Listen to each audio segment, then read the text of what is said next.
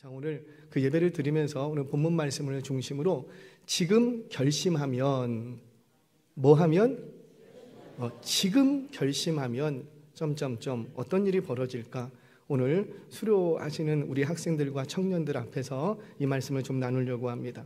다니엘 하면 우리는 다 알고 있어요. 사자굴에 들어간 사람이고 풀무불에서도 건짐받은 사람이고 포로로 잡혀왔지만 그 나라의 총리, 재상의 자리까지 올라간 대단한 인물이라는 거 우리 다 알아요. 한마디로 다니엘 하면 이적과 기적을 경험했을 뿐만 아니라 그냥 이적과 기적만 경험한 게 아니라 세상에서도 한마디로 뭐 했어요?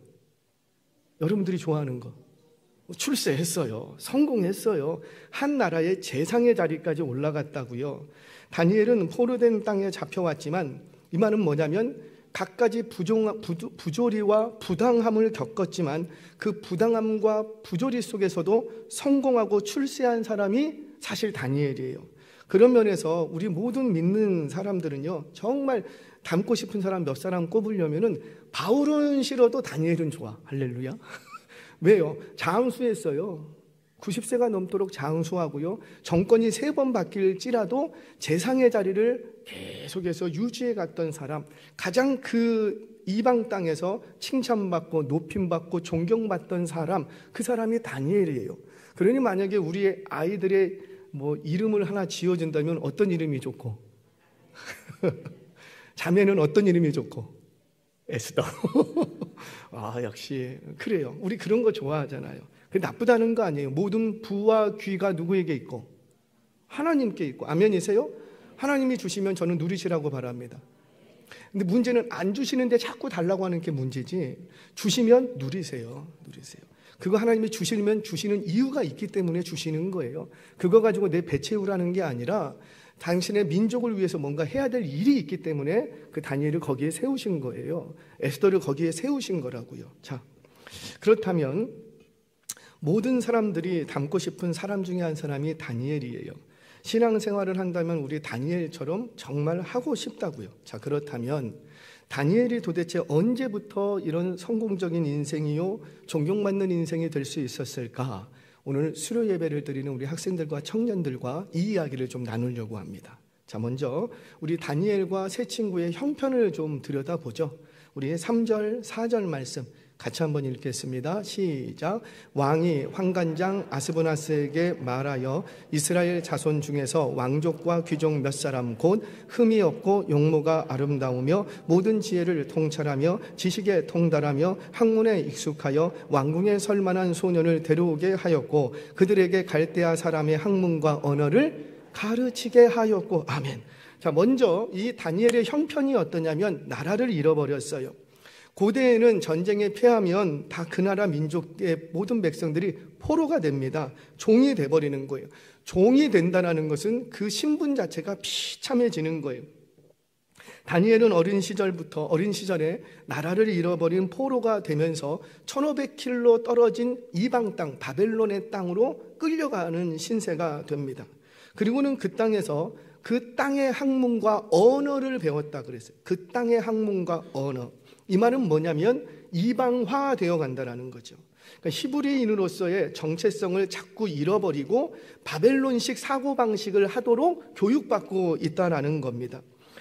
이렇게 함으로써 히브리인이 가지고 있었던 그 정체성을 버리고 바벨론의 정체성을 가지게 만드는 거예요. 그러니까 히브리식의 사고방식이 아니라 바벨론식의 사고방식을 갖도록 학문과 언어를 가르쳤다라는 겁니다. 과거에 일본이 이 나라를 침탈했을 때 민족 말살 정책을 통해서 우리의 민족성을 괴멸시키려고 했던 것과 같은 이치예요. 자, 이런 상황에 그 나라 민족이 살만할까요? 힘든 거예요.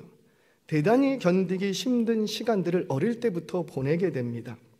누가 환영해 주겠어요? 망해버린 민족의 아들이에요. 누가 칭찬해 주겠어요? 누가 높여 주겠어요? 종이에요. 비참한 인생인 거예요. 길 가다가 누가 해코지를 해도 어디 가서 하소연도 할 수 없는 그런 위치로 떨어진 거예요. 자, 그런데 잘 들으세요. 우리 학생들도. 그런데 더 위험한 건 뭐냐면 이런 어려운 상황 속에서 출세할 수 있는 기회가 주어졌다는 거예요. 이게 위험한 거예요. 그러니까 어려운 상황 속에서 이 고난의 자리를 내가 탈출할 수 있는 기회가 왔다라는 거예요. 기회. 여러분들 같으면 그런 기회가 오면 잡을래요? 아니면 모른 척 할래요? 내가 지금 굉장히 힘든 상황인데 아니 이거를 완전히 뒤집어서 출세할 수 있는 기회가 나에게 왔다니까요. 그러면 누가 그걸 안 잡겠어요? 근데 사실은 그게 더 위험한 거예요. 더 위험한 거예요.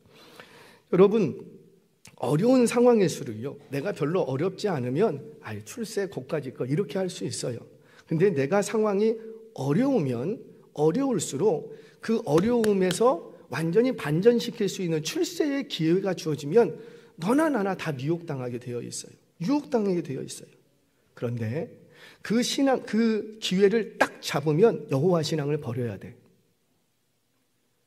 이 고난에서 내가 해방될 수는 있는데 거기다 출세까지 할 수 있는데 그 기회를 잡으면 여호와 신앙을 버려야 되는 거예요. 세상에서 출세할 기회가 나에게 왔다고요. 그런데 그 출세할 기회를 딱 붙잡으면 여호와 신앙을 버려야 돼. 당신 이제 오늘부터 상무에 이사로 올라와. 갑자기 말단 직원을 출세시켜줬어요. 사장님이 딱 부르더니 당신 다음 주부터 이사로 발령받았네. 출세 오게. 그래서 그 기회를 딱 붙잡으려고 했더니만 그런데 당신은 술상무네. 할렐루야. 술상무가 뭔지 아세요? 접대이사. 접대이사. 돈도 많이 벌 것이고 인맥도 넓힐 수 있을 거예요. 대부분 접대이사가 그 은퇴를 하고 나면은 그 계통에서 굉장히 한마디로 난리죠. 왜? 인맥이 많으니까. 그게 접대이사의 좋은 거 아니겠습니까? 좋은 건 아닌데 하여튼간 그러니까 내가 이 고난의 현장을 탈출할 수가 있는데 그 기회를 딱 붙는 순간 여호와 신앙, 하나님을 향한 신앙을 버려야 되는 거예요. 과연 우리 학생들과 우리 청년들, 여러분들 앞에 그런 시대가 조만간에 도래합니다. 과연 그 상황이 된다면 어떻게 해야 할까? 우리 장년분들은 다 한두 번씩은 경험해 보셨을 거예요. 다. 이때 다니엘은 놀라운 결심 하나를 합니다. 몇 개를 했다고요? 하나. 결심 한 번 했는데, 결심한 건 한 번이라고요. 근데 결심을 한 번 했는데 그 출세할 수 있는 기회를 붙드느냐, 여호와 신앙을 지키느냐, 그 기로에서 결심 한 번 했는데 하나님께서는 그 결심 한 번 한 걸 보고 그 다니엘의 인생 전체를 끌고 가십니다. 아멘이세요? 자, 도대체 어떤 결심을 했을까? 우리 잘 아시는 말씀이죠. 8절 말씀 같이 보겠습니다. 자, 시작. 다니엘은 뜻을 정하여 왕의 음식과 그가 마시는 포도주로 자기를 더럽히지 아니하리라고 하고 자기를 더럽히지 아니하도록 환관장에게 구하니. 아멘. 자, 여기서 뜻을 정했다라는 말 원어를 보면은 마음으로 결심했다 그 뜻이에요. 마음에 결심했다. 어떤 결심을 했는가? 다른 결심 아니에요. 먹고 마시는 문제예요. 뭐 다른 게 아니었어요. 먹고 마시는 문제. 왕의 음식과 그가 마시는 포도주로 나를 더럽히지 않겠다. 이 결심 딱 한 번 했어요. 술, 담배, 마약 뭐 할 수도 있겠죠. 너 그런 것들로 더럽히지 말라라는 거예요. 너희 몸은 거룩한 성전인 것을 너희가 알지 못하느냐. 여러분 그래요. 신학적으로 보면 술 한 잔 찌끄린다고 해서 할렐루야. 술 한 잔 찌끄린 제가 이제 아니야 얘기하면 안 돼. 술 한 잔 먹는다고 해서 제가 천국 갈 백성이 지옥 갑니까? 그 술 한 잔이 예수님의 십자가의 보혈보다 더 큽니까? 그건 아니거든요. 그걸 먹고 안 먹고 천국 가는 길은 딱 하나예요. 뭐예요? 술을 먹고 안 먹고로 천국 가는 게 아니고 뭐 할 때? 그렇죠. 예수님을 믿었느냐? 술을 아무리 안 먹고 막 선하게 살아도 예수님을 안 믿으면 지옥 백성. 가던 길로 가는 거예요. 그러니까 내가 예수를 믿었느냐 안 믿었냐지 술을 먹고 안 먹고 담배를 피고 안 피고가 나의 미래를 결정짓지는 않아요. 그러나 그 먹고 마시는 문제로 인하여서 내가 힘들어질 수 있다는 거죠. 이 땅을 살아가는 동안에 여러 가지 유혹과 미혹에 걸려 넘어질 확률이 굉장히 많은 거예요. 굉장히 많은 거예요. 그래서 저는 우리 청년들에게 정말 부탁드립니다. 남자를 고를 때는 술 안 먹는 남자를 고르세요. 아멘. 담배 안 피는 남자를 고르세요. 왜 그러냐면 남자가 돈을 벌어서 술 안 먹고 담배 안 피면 돈 쓸 데가 없어. 그거 다 가지고 올 거예요. 솔직히 그러지 않아요? 남자분들 뭔 돈 쓸 데가 있겠어요? 친구들 만나서 흥청망청 쓰는 거 아니면 사실 돈 쓸 데도 없는 거예요. 부자 되세요? 자, 그러니까 지금 다니엘이 결심한 건 뭐냐면 무슨 문제였다? 먹고 마시는 문제였다는 거죠. 먹고 마시는 문제. 자, 왕의 음식은 분명히 진수성찬입니다. 비싼 음식일 것이고 좋은 음식일 것이고 영양가가 풍부한 음식이 분명해요. 그가 마시는 포도주는 값비싼 포도주이고 매우 향이 좋은 포도주가 틀림없어요. 그런데 여기서 중요한 건 그가 어떤 음식과 어떤 포도주를 마시느냐라는 문제는 단지 나의 배고픔을 채우고 안 채우고의 문제가 아니라 그의 신분과 위치를 결정해 줍니다. 그러니까 내가 뭘 먹느냐가 내 신분을 알려주는 거예요. 그러니까 그 신분에 올라가면 그거 먹는 거예요. 그러니까 먹고 마시는 문제, 고대에는 먹고 마시는 문제와 의복이 그의 신분과 위치를 결정 지어줬어요. 너가 뭘 먹느냐? 나는 간장에 밥 먹습니다. 그러면 그러면 천민. 나는 육고기에 밥을 먹습니다. 그러면 양반. 너가 색깔 있는 옷을 입으면 너는 양반. 색깔 없는 옷을 입으면 너는 천민. 그러니까 고대에는 먹고 마시는 문제와 의복이 그 사람의 사회적 위치를, 신분을 결정짓는 거였어요. 그러니까 왕이 먹는 진수성찬을 먹는다라는 건 곧 이 다니엘이 뭐까지 될 수 있는 거예요? 왕의 위치까지 올라갈 수 있는 그런 대접받는 위치가 된다는 거죠. 그런데 다니엘과 세 친구들은 이런 좋은 음식을 먹지 않겠다고 결심을 합니다. 왜 그런 결심을 했을까요? 그래요. 이 음식이 자신을 더럽게 한다고 알았던 거예요. 그러니까 부정한 음식이었다는 거죠. 일반적인 음식이 아니라 왕이 먹는 음식은 우상에게 바쳐졌던 음식을 가지고 와요. 신에게 줬던 음식이니까 그 신이 못 먹으니까 누가 먹고? 그렇죠. 왕이 먹는 거예요. 그래서 왕이 신이 되는 거예요. 그러니까 우상에게 바쳐졌던 이 음식을 왕의 식탁에 올려놓습니다. 여호와 신앙을 가지고는 먹을 수 없는 율법에 명시된 그런 부정한 음식들이었기 때문에 다니엘은 안 먹겠다라는 거예요. 안 먹겠다는 거예요. 즉 먹고 마시는 문제가 나의 신앙과 충돌을 일으키면 나는 무슨 편을 택하겠다? 그렇죠. 신앙의 편을 택하겠다는 거예요. 지금 다니엘이 결심한 건 그거예요. 그저 음식을 먹고 안 먹고의 문제가 아니라 내가 아무리 좋은 음식이 있어도 신앙과 충돌이 일어나면 나 그거 안 먹겠다는 거죠. 굶겠다라는 거예요. 근데 신앙의 충돌이 일어나는 게 아니면 먹을 수 있죠. 배고픈데. 그런데 아무리 좋은 음식이라 할지라도 그것이 먹는 문제가 내 신앙과 충돌을 일으키면 안 먹겠다라는 거예요. 이 한 가지를 결심을 합니다. 이 음식에 대한 결심은 사실은 음식에 대한 문제가 아니었고 그가 가지고 있던 신앙관, 가치관의 충돌이었던 거지요. 다니엘은 비록 몸뚱이는 이방 땅에 와 있지만 더 이상 이전처럼 마음껏 예배드릴 수 있는, 제사드릴 수 있는 상황도 아니라고요. 그러나 예배드리지 못한다 할지라도 여호와 앞에서 거룩한 삶을 살겠노라고 결심을 했다는 거죠. 결심을. 아무리 나에게 출세가 보장된다 할지라도 그 출세의 길이, 그 가는 길이 신앙과 충돌을 일으킨다면 그것이 어떤 것이라 할지라도 나는 그 길 안 가겠다는 거예요. 바로 이런 신앙적 결심이 다니엘을 이방 땅에서도 승리케 하신 줄 믿으시기를 바랍니다. 로마에 여러분들 콜로세움 아마 이제 유럽이라든지 이렇게 좀 여행 다니시다 보면 콜로세움 경기장들을 좀 보실 때가 있을 거예요. 이 콜로세움은 기독교인들에게는 운동 경기장이 아니었고 짐승들에게 무려뜯기는 장소였습니다. 그러니까 죽음의 장소였던 거지요. 처형의 장소였던 거예요.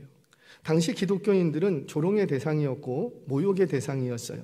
이방인들을 그냥 즐겁게 해주는 유희거리로 전락해 있었다고요. 광대가 된 거죠. 콜로세움에 기독교인들을 집어넣고 짐승을 풀어놓습니다. 그리고 그 콜로세움 한편에는 황금마차를 딱 준비해놔요. 황금마차를 딱 준비해놔요.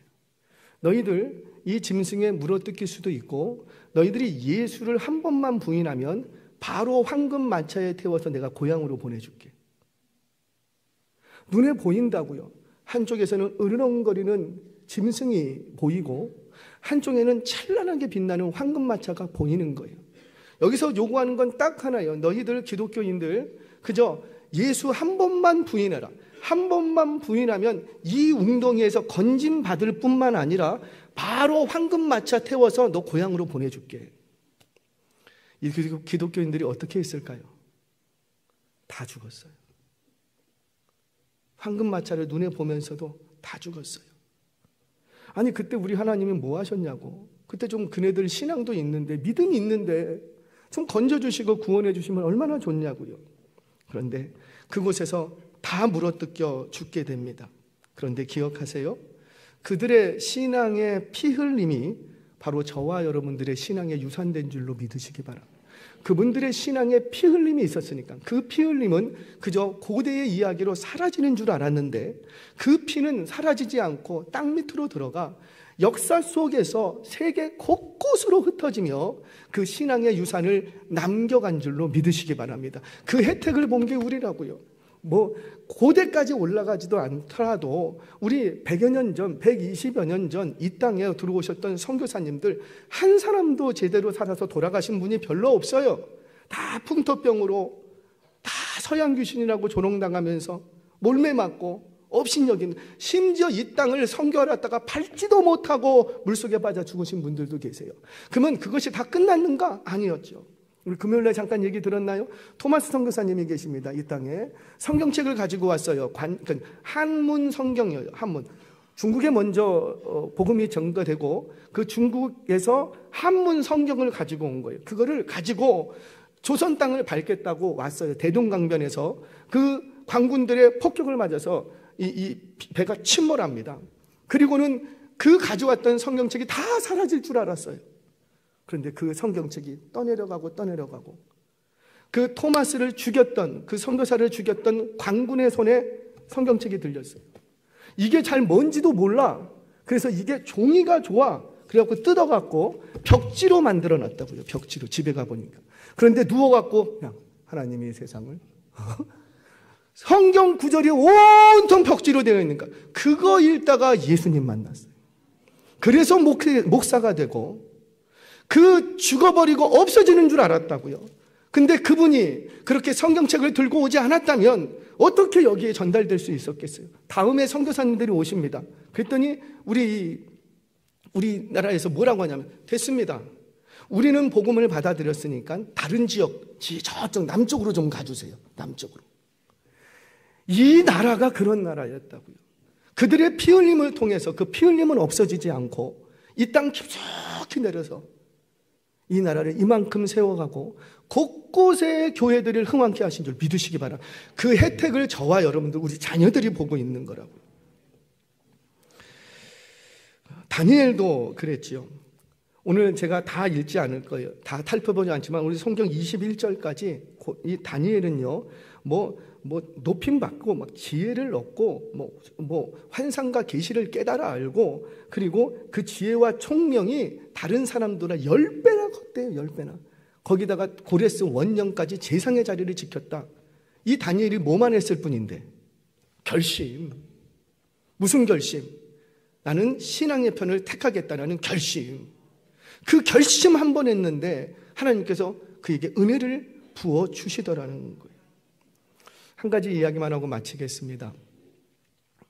좋지요. 우리 아이들이 있으니까 빨리 끝낼게. 5분만, 죄송해요. 10분만, 넉넉히 10분만 참을 수 있죠? 고마워요. 인류 역사상 가장 큰 부자들이 있습니다. 인류 역사상 지금까지 25인이 있어요. 25인이 예를 들자면 아프리카의 황금왕 만사무사, 또 그리고 금융 재벌 한 번쯤 들어보셨을 거예요. 차일드 가문, 로스 차일드 가문, 그리고 미국의 석유왕 누구? 존 록펠러, 그리고 강철왕 앤드류 케네디. 이런 사람들이 세계 역사상 지금까지도 이들의 부를 뛰어넘지 못할 정도로 세계 25인의 부자들이 있어요. 근데 이 중에 17위를 해당하시는 분이 있습니다. 그분 얘기를 좀 하려고 그래요. 그분 이름이 뭐냐면은 무역으로 돈을 번 사람이에요. 그 무역 재벌 왕입니다. 무역 재벌 스티븐 지라드라는 분이 계세요. 지라드. 발음 잘하셔야 돼요. 주알. 이 지라드가 무역업을 하니까 항구에서 자신의 배들이 많이 있잖아요. 그래서 어느 날 토요일 오후에 이제 배가 한 척이 딱 들어왔어요. 무역선이. 그러니까 무역선이 들어오면 짐꾼들이 이제 짐을 내립니다. 근데 토요일 날 오후에 배가 들어온 거예요. 그래서 이 지라드가 이제 인부들을, 일꾼들을 다 불러다 놓고 이렇게 말을 합니다. 오늘 배가 들어왔으니 내일은 출근을 해서 배에 있는 짐을 좀 다 내려주게. 이렇게 이제 좀 부탁을 했어요. 그랬더니 일꾼 중에 한 청년이 얼굴이 창백해지더니만 막 어쩔 줄을 몰라 하는 거예요. 어쩔 줄을. 그러더니 조심스럽게 지라드를 찾아갑니다. 사장님, 저는 내일 올 수가 없습니다. 왜냐하면 저는 내일 제가 믿는 하나님을 예배해야 하기 때문입니다. 그러자 지라드가 그래요? 그럼 나와 헤어질 수밖에 없지요. 그랬더니 이 청년이 그것은 각오하고 있습니다. 집에 늙으신 어머니를 봉양해야 하지만 예배는 포기할 수가 없습니다. 죄송합니다. 지라드가 격리계로 가보세요. 그동안 일한 급료를 계산해 줄 겁니다. 그렇게 이 청년이 해고를 당했어요. 그냥 그 자리에서 해고를 당했어요. 그리고 이 청년이 집에 노부모가 있으니까, 고령의 어머님이 계시니까 어머니를 어떻게든지 봉양해야 되잖아요. 그러니까 잡을 찾기 위해서, 직업을 찾기 위해서 3주 동안은 헤맵니다. 그러면 좀 직업이 들어와야 되는데 일거리가 없는 거예요. 일거리가. 누구 자기를 안 찾아줘. 집에 늙으신 부모님을, 어머님을 봉양해야 되는데 끝내 직업을 못 구합니다. 그 즈음에 필라델피아 은행 총재가 지라드에게 한 가지 부탁을 하게 돼요. 이번에 새롭게 은행을 오픈해야 되는데 일을 맡길 만한 사람을 좀 추천해 주게. 여러분, 아무래도 새 은행을 맡을 사람이라면 좀 선한 사람, 정직한 사람, 뭐 신뢰가 가는 사람으로 좀 추천해야 되지 않겠습니까? 그래서 지라드가 퍼뜩 생각나는 게 누구였을까요? 그렇죠. 얼마 전에 자신이 해고한 그 청년이에요. 그래서 필라델피아 은행 총재에게 딱 이거 추천을 합니다. 총재도 알고 있어요. 그 얘기를. 이 청년은 자네가 얼마 전에 해고시킨 사람 아닌가? 물론 해고했지. 그건 그가 일요일에 일을 할 수 없다고 해서 해고했지. 하지만 새로운 은행을 맡을 사람이라면 적어도 자신의 상황과 처지에 따라서 자신의 신념과 원리를 바꾸지 않는 사람이어야지 않겠는가? 그러니까 해고한 이유는 뭐고? 주일날 일을 할 수 없었고 나는 종업원이 필요한데 일을 못한다니까 어쩔 수 없이 해고했을 뿐이고, 필라델피아 은행 총재가 찾는 사람은 뭐고? 일요일에 일할 사람이 아니라 은행을 맡을 사람을 찾은 것이고, 그래요. 이 청년은 그저 주일 예배, 주일에 하나님을 높이는 것을 자신의 인생의 목적 삼았을 뿐이에요. 나는 어떠한 일이 있어도 주일을 예배하겠다. 하나님을 높이고 하나님을 찬양하겠다. 솔직히 우리 다 어렸을 때 다 이거 결심하지 않았어요? 우리 다 예수님 만날 때 다 결심했다고. 나는 일평생 하나님만을 예배하겠습니다. 주일날 절대 빠지지 않고 오직 하나님만을 예배하겠습니다. 우리 모두가 다 그렇게 하나님 앞에 결심했다고. 그런데 학생이 됐습니다. 중학생이 되고 그랬더니 시험 기간이야. 학원으로 가야 된다. 몇 년 전 얘기예요. 불과 10여 년 전만 해도 부모님들이 다 고민했어요. 주일날 이 아이를 학원에 보내야 되느냐 말아야 되느냐. 근데 지금 고민하신 분들 계십니까? 우리 중고등부 사역자들이 항상 어려워하는 것이 바로 그거예요. 계속해서 충돌하는 것이 아이들의 학원 문제 때문에 예배 시간을 옮겨야 되겠습니다. 이 건반 좀 뮤트 시키지 마세요. 풀어놓으세요. 여러분, 지금 이 시대가 그런 시대가 되어버린 거예요. 우리는 모두가 다 하나님 앞에 내가 정말 세상의 출세와 하나님이 충돌을 일으키면 나는 항상 누구를 택하겠다? 하나님을 택하겠다. 청년들이여, 다시 한번 결심하시기 바랍니다. 근데 언제부턴가 이게 다 사라졌어요. 오늘 청년부에 들어가서 제가 그런 얘기를 했습니다. 우리는 예수님 만나고 주님께 너무 행복한, 주의 영광을 보면 아까울 게 없어요. 왜 우리가 아깝냐면 주의 영광을 못 봤기 때문에 아까운 거예요. 주의 영광을 보면, 그 찬란한 영광을 보면 뭐 하나 아까울 게 없어요. 그래서 우리 예수님 만날 때 너나 나나 없이 다 그랬어요. 주여, 내 일평생에 하나님만을 예배하겠습니다. 하나님 나라 위하여 살겠습니다. 내 생명을 드리겠습니다. 그런데 돌아보니 생명은 드리는데 물질은 못 드려. 생명은 드리는데 물질은 못 드려. 이게 무슨 말이냐면, 우리 청년들 또 한 번 얘기합니다. 여러분, 오늘 청년 물었어요. 오늘 예배 몇 번 드렸어요? 그랬더니 4번 드렸대요. 아침에 일부 예배 드리고, 교육부서 또 예배 드리고, 그리고 청년부 예배 드리고, 저녁 예배 드리면 4번 드린대요. 이거 생명 드리는 거 아니에요? 하루 24시간 중에 10몇 시간을 하나님 앞에 다 드렸어요. 호흡을 드리고 나의 육신의 에너지를 드렸어요. 육신의 에너지를 드렸다는 건 뭐예요? 생명을 하나님 앞에 드린 거예요. 근데 생명은 드리는데 물질은 못 드려. 왜 이렇게 됐지요? 뭐가 문제가 생겼지요? 우리는 너나 나나 없것이 다 나는 생명을 드리겠습니다. 생명을 드린다고 했는데 청년들이, 자녀들이 물질은 못 드리는 거예요. 제가 우리 교육부서 다시 한번 얘기합니다. 앞으로 교육부서는 우리 아이들도 잘 들으세요. 모든 11조와, 목사님 돈 얘기하시네, 그렇게 생각하지 마시고요. 신앙교육이에요. 모든 11조와 절기헌금과 성경헌금은 재정부로 올리세요. 교육부서에서 가져가지 마시고 재정부로 올리세요. 왜 이렇게 하냐면 가르치라는 거예요. 어렸을 때부터 11조만 갖고 와라 그렇게 하지 마시고 11조를 왜 해야 되는지를 가르치시라는 거예요. 그것이 금액의 문제가 아니고 신앙 교육의 문제예요. 가르치세요. 가르치셔서 그 가르침이 실천될 수 있도록 가르쳐, 지키게 하라. 가르치세요. 왜 선교를 해야 되는지 우리 중고등부 올해부터 선교헌금하라 그래요. 선교헌금은 개인이 하시라 그랬어요. 왜? 금액에 상관없이 마음을 하나님 앞에 드리자는 거예요. 그랬더니 우리 학생들이 마라탕 헌금과 햄버거 헌금을 결정했어요. 마라탕 헌금은 뭔데? 얼마? 10,000원. 왜? 마라탕이 10,000원보다 조금 더 가나 봐요. 요즘 아이들이 마라탕을 너무 좋아해요. 일주일에 2번, 3번씩 먹어. 그러면 한 달에 한 번만 먹지 마라. 너희들 좋아하는 마라탕 한 번만 먹지 말고 그거 선교하자. 애들이 햄버거를 너무너무 좋아해. 막 줄 서서 먹어. 그거 5,000원. 너 한 달에 몇 개 먹니? 한 달에 그 먹는 것 중에 햄버거 하나만 먹지 말고 그 하나의 햄버거를 하나님 앞에 드려봐라. 훈련시킬 거예요. 우리가 돌아보니까요, 몸으로는 드리겠습니다. 내가 생명은 드리겠습니다 했는데 과거에는요 생명이 최고였어요. 왜? 드릴 게 없었거든. 물질 자체가 없었거든. 지금 당장 먹고 사는 게 허리띠를 졸라매야 되는데 꽁보리밥에 밥 먹는데 뭘 드릴 게 뭐가 있어요. 그래서 그때 어떻게 했어요? 여러분들 가장 좋은 옥수수, 감자 그런 거 갖고 왔어요. 왜? 돈이 없으니까. 근데 지금은 그거 갖고 오지 않잖아요. 왜? 뭐가 있으니까. 돈이라는 게 있으니까. 여러분 어떤 결심들을 하십니까? 제가 한 가지 예화만 마치겠습니다.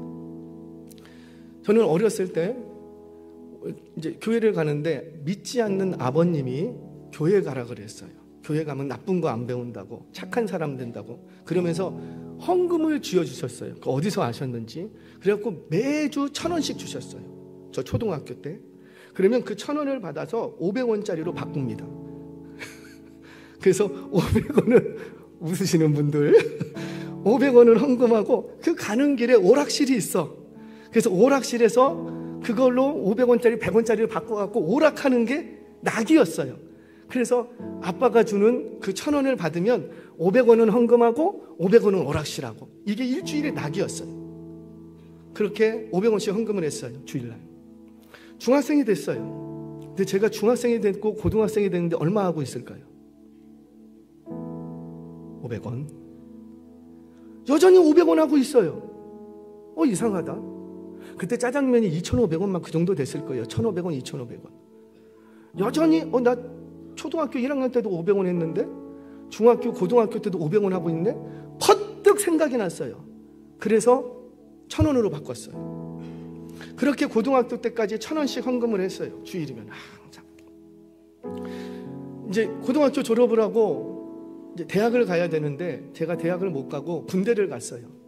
군대를 갔다 왔어요. 군대를 갔다 와서 헌금을 착 하는데 얼마씩 하고 있을까요? 1,000원.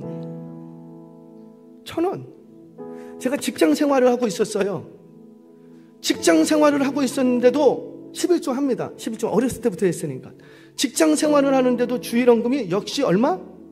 1,000원. 내가 신앙이 없는가? 내가 못된 인간인가? 아니야. 누가 얘기를 안 해줬어. 얘기를 안 해줬어. 그러니까 어떻게 돼요? 몰랐어요. 그래서 그 다음부터 얼마씩 했을까요? 5,000원. 헌금은 두 가지 기준을 가지고 가시라 그랬어요. 균형이 잡혀야 돼요. 하나는 형편대로, 주신 대로. 조금 주셨는데 많이 할 생각하지 마시고, 많이 주셨는데 적게 할 생각하지 마시고, 주신 대로. 또 하나는 믿음대로. 이 두 개가 균형을 잡고 가야 돼요. 때로는 형편보다 믿음이 월등해서 때로는 믿음으로 해야 될 때가 있어요. 근데 믿음으로 해야 될 때 형편 얘기하면서 안 해버리면 이 두 개의 기준이 이렇게 기울어져 버리는 거예요. 그러니까 이 두 개는 여러분들이 하나님 앞에 나갈 때 일평생 균형을 잡고 가셔야 돼요. 우리 청년들이요, 죄송해요. 어떤 신앙교육을 받았습니까? 하나님 나라를 위해서 꿈꾸십니까? 어떤 결심을 했어요? 찬양팀이나 반주하는 결심하셨습니까? 귀해요. 하나님 나라를 향한 결심을 하십시오. 여러분들의 일평생을 살아가면서 출세의 길과 신앙의 길에 충돌을 당할 때가 있다고요. 그때 결심하십시오. 그런데 그 결심은 빠르면 빠를수록 좋습니다. 어리면 어릴수록 좋습니다. 인생을 살아가면서 어떤 순간에도 하나님을 신뢰하는 그 믿음을 포기하지 않겠다. 세상이 주는 출세와 명예와 권력, 이 돈 쪼가리와 하나님을 내가 맞바꾸지 않겠다. 그 결심을 지금 해야 된다고요.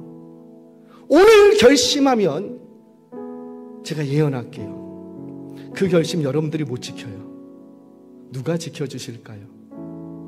여러분들은 결심만 하면 돼요.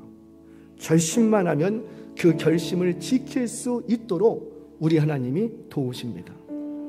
나는 결심했어요. 결심했더니 사자굴에 빠졌어요. 근데 사자굴에 입을 틀어막는 건 누구시고? 하나님.